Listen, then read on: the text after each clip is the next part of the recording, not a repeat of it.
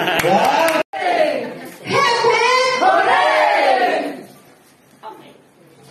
please sing. Go, go, team! Go, go, team! Go, go, team! Unity! 1, 2, 3, go! Bukid at tigan! Bukid at tigan! Boom, boom, boom!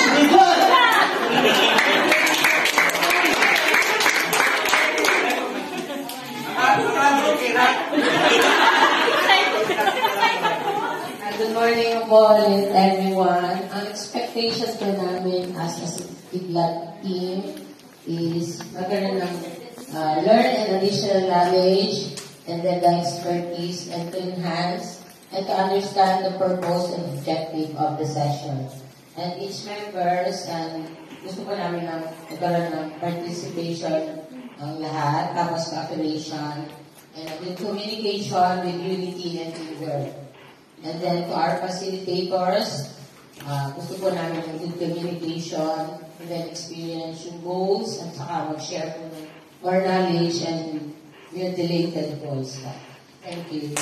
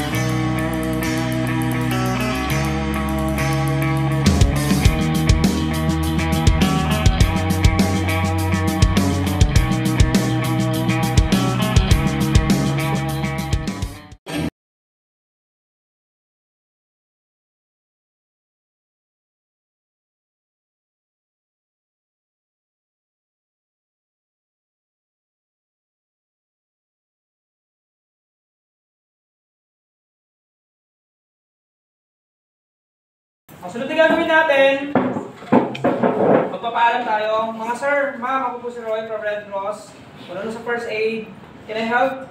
Yes. Pwede po ba siya tulungan? Yes! Kaya, lapit kayo sa victim.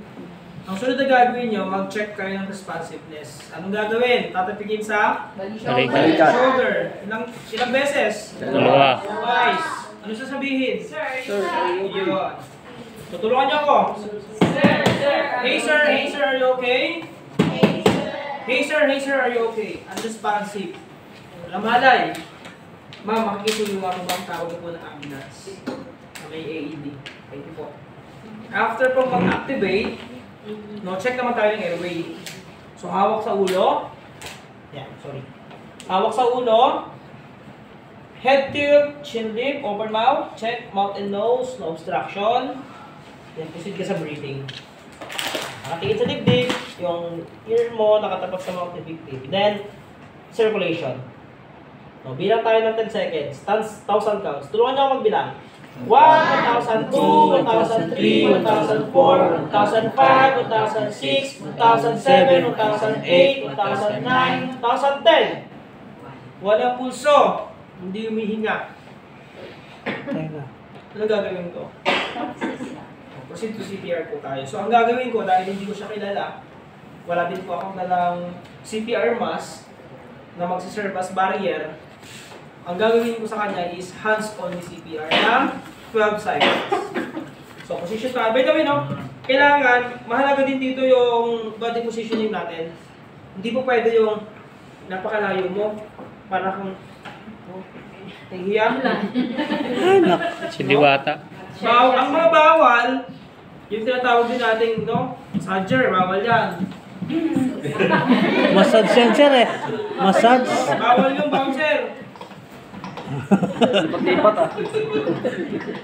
No? Sinubukran yung kamay. Nangalay. Bawal po yan. No? Bawal din yung bendel. Nababalik yung siko. Bawal naman yung parang kang rakista. Sigurado ka, hindi mo pa natatapos yung CPR. Ikaw naman. Ikaw naman yung CPR. So, ang gagawin natin, i-position nyo yung katawan nyo sa side ng victim, komportable ka, no? Yung isa mong arm, lagay mo dito sa may side process, yung nakalubog, sa ibabaw isa. Then straight arm, nakatingin sa mukha ng victim. Bakit kailangan nakatingin? Kasi baka mamaya, sinampal ka na, Buhay na ako. gising na, diba? CPR na pa rin. So, lagi nakatingin sa mukha. So, pag nagsi-CPR tayo, meron tayong component ng CPR, no? Kailangan mahit natin yung tamang lalim. Kasi bali wala yung compression pag hindi natin nahihit yung tamang lalim. So, approximately po, no, 2.4 or 2 inch po yung lalim. Hindi po pwede yung parang hindi siya maging effective. No? Pangalawa, avoid interruption. Bawal yung, ma'am, wala pa yung ambulance, ma'am. Pasayo nga, sir. Bawal. No? Bawal din yung, ano tawag dito? Yung, kasi, kapag ginawa natin yung ventilation, kailangan mahit din natin yung tamang ventilation. No, paano tayo magbibigay naman ng ventilation? For example, imamount-to-mouth natin. Pag imamount-to-mouth natin si victim, kailangan sarado natin yung nose. Hello. Then ibubuka yung bibig. Ilalapat mo yung mouth mo dyan. Then full breath. Full breath. Release. Then pinch yung nose. Then breath. So doon tayo magbigay ng ventilation. Kapag imamount-to-mouth siya. Pero kapag ang only, hindi mo na kailangan. So dito, ang gagawin ko yung 12 cycles na 1 to 9 and 1. Tulungan nyo ako magbilang kasi medyo marami yun. So 12 cycles ang gagawin natin. Gawin mo ka naman, sir. Sure ka? 1,001, 1,002. Gawin na natin hanggang 5 tapos 10 na yun.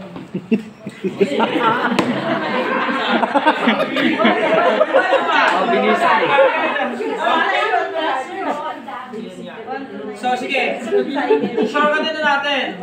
Gagawa lang ako ng 1 to 9, then 2 cycles na, assuming 12 cycles. Yeah. So no pulse, no breathing, perform CPR. 1, 2, 3, 4, 5, 6, 7, 8, 9, 1. 1, 2, 3, 4, 5, 6, 7, 8, 9, 12. After ng 12 cycles, stop ka. Recheck ka ulit. Yes. Okay. Head tilt, chin lift, no obstruction. 1, 1002, 1003, 1004, 1005, 1006, 1007, 1008, 1009, 1010. Still! No pulse, no breathing. Another, no CPR. Ganun lang po ang gagawin natin. Pero pag revive na si victim, recovery position na. Yung itinatagilid po. So yung isang kamay, lagay si babaw yung isa, then, yes, itatagilid si victim. Then, proceed ka na sa secondary, interviewing. Name, age, address, tatanong mo lahat yung victim. Malinaw po. Yes. So, may mga pagkakataon na mag-stop naman tayo sa pag-CPR. Ano yung mga pagkakataon? Hihinto tayo sa pag-CPR. Kasi baka mamaya si victim dilat na katulad nung sa Facebook nag-viral. Nakadilat na yung mata ng pasyente. CPR pa lang CPR. No? Low power. So, una, kailangan pag dumilat na si victim, spontaneous na yung circulation niya, dilat na, stop ka na. No? Automatic stop ka na kahit hindi mo matatapos yung cycles, stop ka na. No? Yes. Pangalawa, Low power. Please mag-i-stop park. tayo kapag si victim po ay, ano tawag nito? Nandiyan na yung mga responder. Dumating sa ambulance, stop ka na. Pero hintayin mo na lalapit sila sa'yo, doon ka pala mag-stop sa CPR.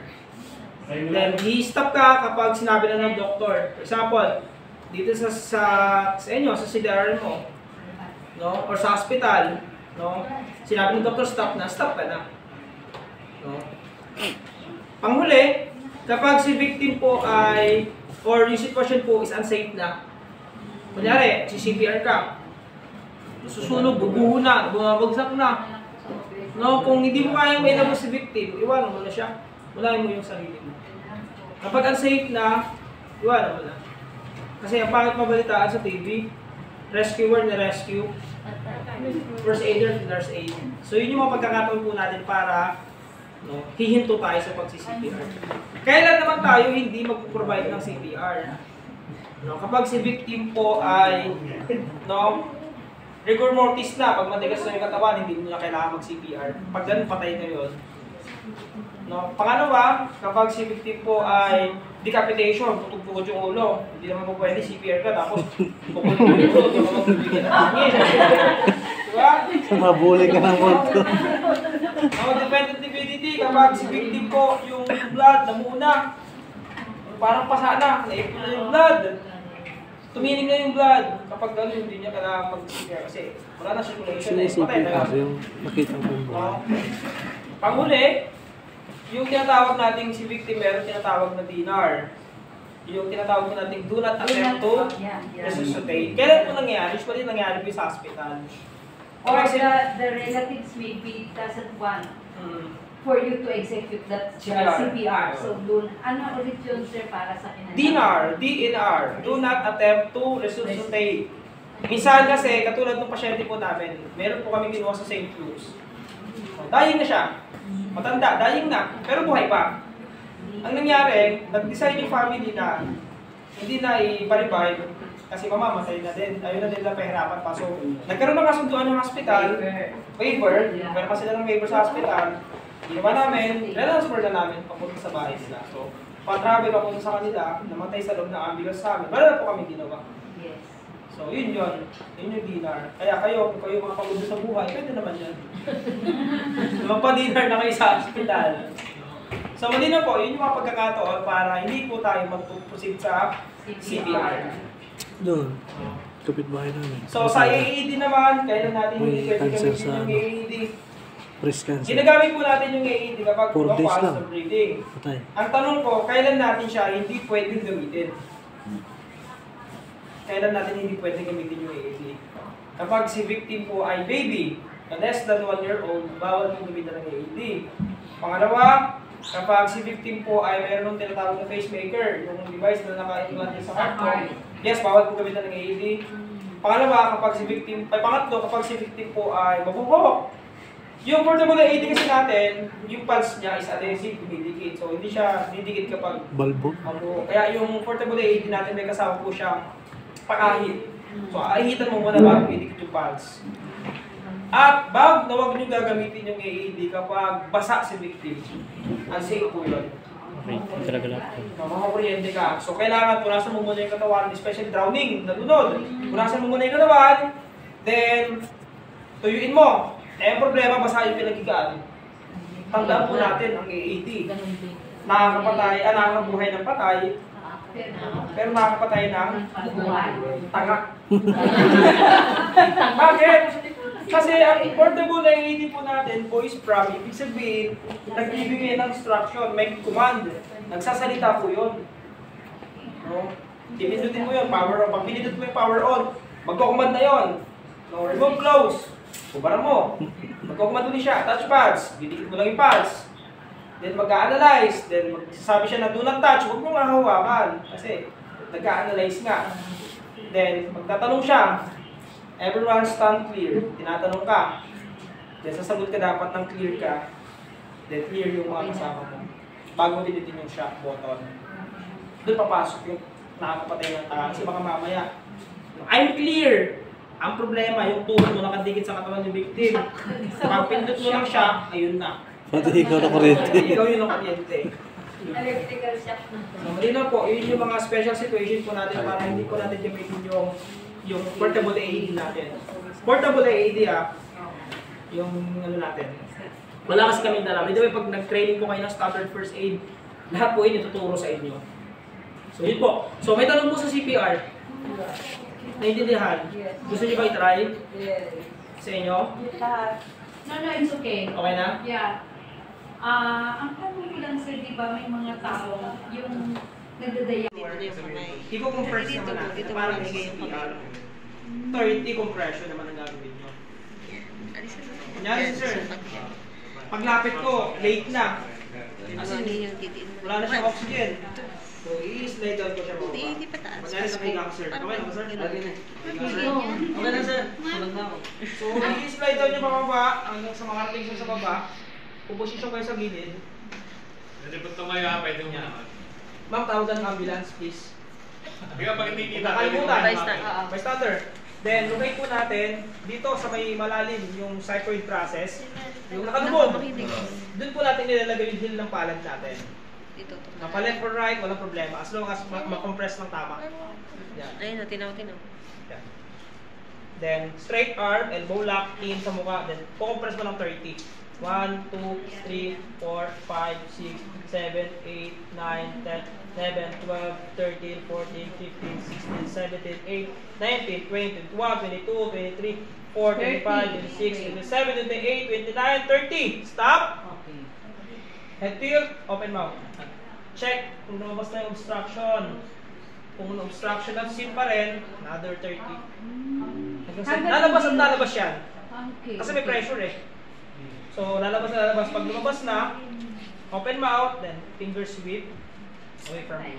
Ikaw ang magtanggal. Yes. Hindi mo siya No. Okay. Get the spoon and hindi ko. Huwag spoon, ma'am. Kamay lang. Piki mo. Huwag mo spoon lang. Yan. Open mouth. Then, chopstick. After natanggal mo yung bara, Okay. conscious na si victim.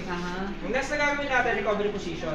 Tapos may isang kamay, lagay isang kamay sa dibdib, atong, shoulder and hips, tulak natin ng away natin. Away. Then, tukod yung paa nyo. Dito mo i-apply yung secondary assessment. Sir, ako po si Roy, ako'y tumulong kayo, sir. Anong pangalan niyo, sir? 1. Perfecto. Anong pangalan mo? Sabi mo, galing mo lang ito. Yan, anong name mo? Pex. Okay, ilang taong ka na, sir? 28. Saan ka nakatira? May kamag-anak ka ba na pwede natin tawagan? Meron naman, sir. Yun, so matatawagan natin. Then, sample history. Ilatanong natin sa victim. Then, kung dumating yung ambulance, dalhin sa hospital para mas ma-assess pa. Pero kasi sir naman nakalakad na. Okay na. Okay. No need to bring. Yes. Okay. Yes, wait. Okay. Starting position. Straight yung kamay. Pasok sa balikat. So, kung si sir, hindi niya may lakad yung paa niya, pwede niyo ipatong sa paa nyo. Then kung kaya naman niya maglakad, i-assist niyo ng ilakad. O sir, isugat sa paa, hindi may lakad. Patong yung paa mo. Hawak sa sinturera. Sir, lalakad tayo. Kapag mo yung kanan paa mo. O, bakit mo lakad? Paano ko sir kung dalawang paa? Makalakad. So, assist to walk. So, paano naman kapag... Wala, saglit lang yan. So, ang gagawin namin, swing carry. Kapit, sir? Duyan. Sir, ako si Roy. May kasama po ako. Ano po ang mga procedure? Pwede kami luhan. Sir, ano dito? Swing! Swing carry. Swing ito. For arm carry sa amin yan. Sir? Squat position. Squat position. Squat position. Hindi yan. Squat.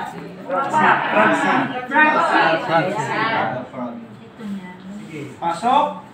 Sir, bilang tatlo. Po tayo. Isa, dalawang tatlo. Sandal. Sa likod. O, si Sir na nasa harap. Hahawakan niya yung sinterera. Ako ganun pa rin yung hawak ko. Iba rin sa kanila. Iba sa kanila. Sir, bilang tatlo. Pantayin tayo ha. Sir, pantayin. Hihayin niyo. 1, 2, 3 tayo. So ngayon, si Sir na nasa harap, kukunin niya yung kanang braso ni Sir, isasabit niya sa balikat niya, ako sa kabila. Okay. Tayo sa kanila, Sir. Yan. So Sir, Yung kaliwang paa mo, itapat mo sa kanang paa ko. Gayahin mo yung paa ko. Hindi ikaw. Si Sir. Sir, bilang ko 3, upo tayo. Po, yung Ito. tuhod mo. 1, 2, 3, upo tayo sir. Upo tayo. 1, 2, 3, upo. Para makaupo. Hindi, ito. Doon lang sa... Tuhod sa tuhod. Iba mo yan. Straight mo yung katawan mo.